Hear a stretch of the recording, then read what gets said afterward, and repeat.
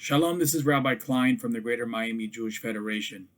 So we just celebrated a secular New Year's last night, and we reflect on last year, which was so dark, and we are looking forward and hopeful of a different future.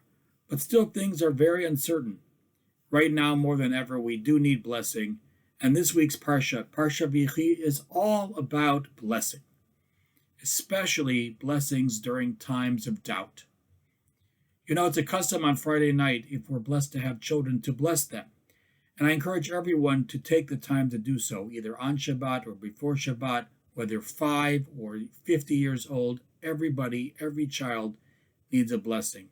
The paradigmatic blessing that we give our children is from this week's Parsha, Yasimcha Elohim K'Ephraim U'Menashe. May God make you like Ephraim and Menashe, the two children of Joseph.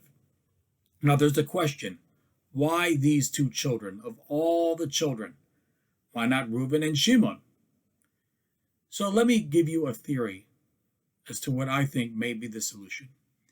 Our Parsha opens up, Parashat Vayechi, as a Parsha Stuma, a closed Parasha, meaning in the Torah text, if you open up a Torah scroll, you'll see paragraphs.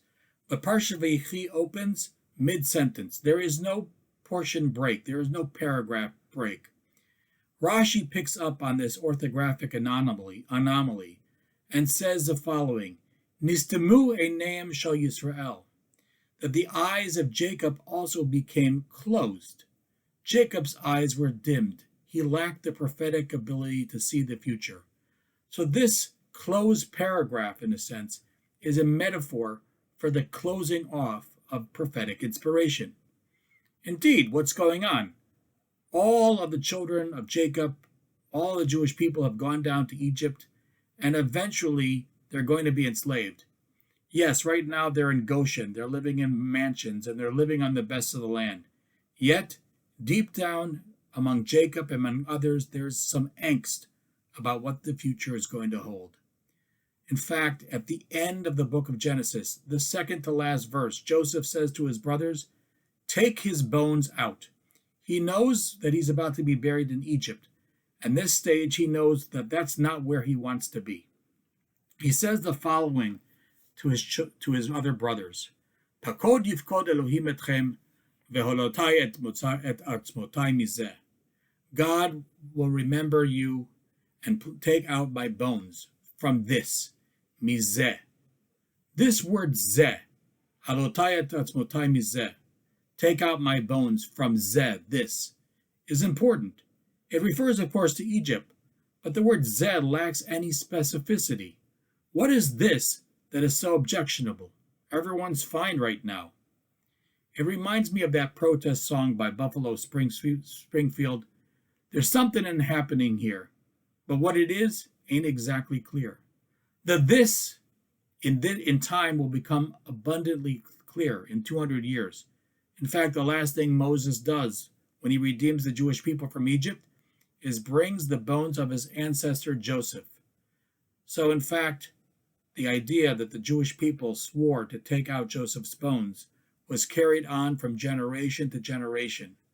By Moses, we know what this actually is. It will become enslavement. But at the time of Joseph, we don't know this. We can't know the future. We can only get glimpses of the future and to do our best. But there's another zeh, there's another this in this week's Parsha. Jacob is approaching death and calls for his grandchildren. He wants to bless Ephraim and Menashe. There's also at that point a moment of doubt. But this time, it's not about the future in Egypt, but it's about his own personal family.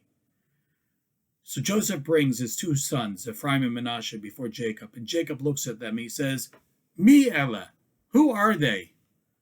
All the commentators note how strange this is. What do you mean, who are they? He knows who they are. They were brought before him. So Rashi says something similar to what we said at the beginning of our Parsha. Nistalka mimenu shchina. He was filled at that moment with the divine spirit to bless these grandchildren, but suddenly he was filled with doubt, and the divine presence just left him. Why?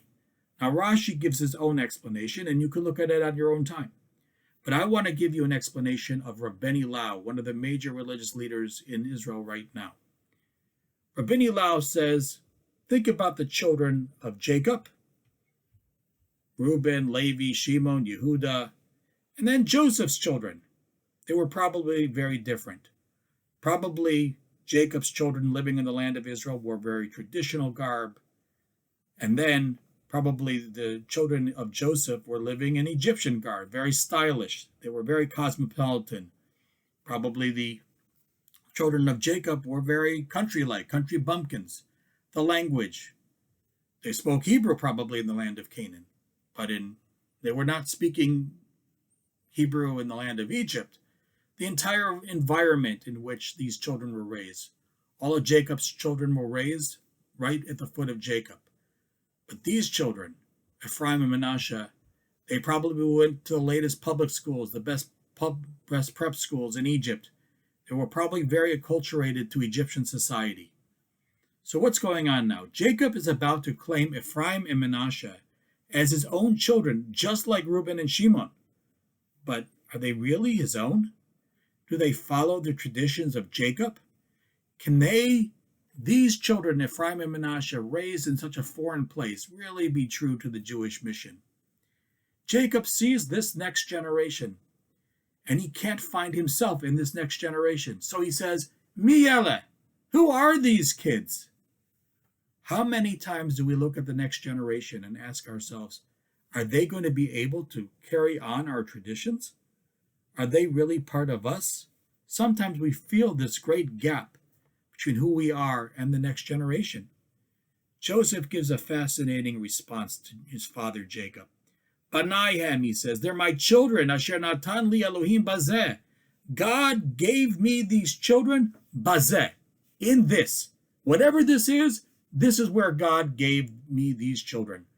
I understand your doubts, Jacob, Joseph says. Yet, God gave me these children here in this place, at this time, in this situation, and there has to be a purpose for them right now. There is a purpose for these children, bazeh, in this time, no matter how many doubts you have. Joseph is telling his father, Father, you need to bless them, not based upon your expectations in the land of Israel. Bless them right here. Bless these children and strengthen them. Every generation has its own unique challenges and opportunities.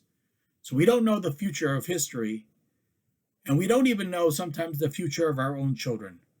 We can try to resist history and hold on to some imagined past, or we can strengthen those around us right now, bazeh, in this.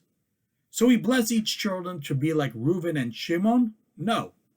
We bless them to be like Ephraim and Manasseh. Why? Because we affirm them and give them strength wherever they are in their lives. We fill our children and the future with confidence that they can face any challenges that we have. We don't know the future, whether that's in national history or even our own families. We do know, however, what our role is in any situation, bazeh, in this, whatever the situation. We need to be a blessing, and we need to bless others.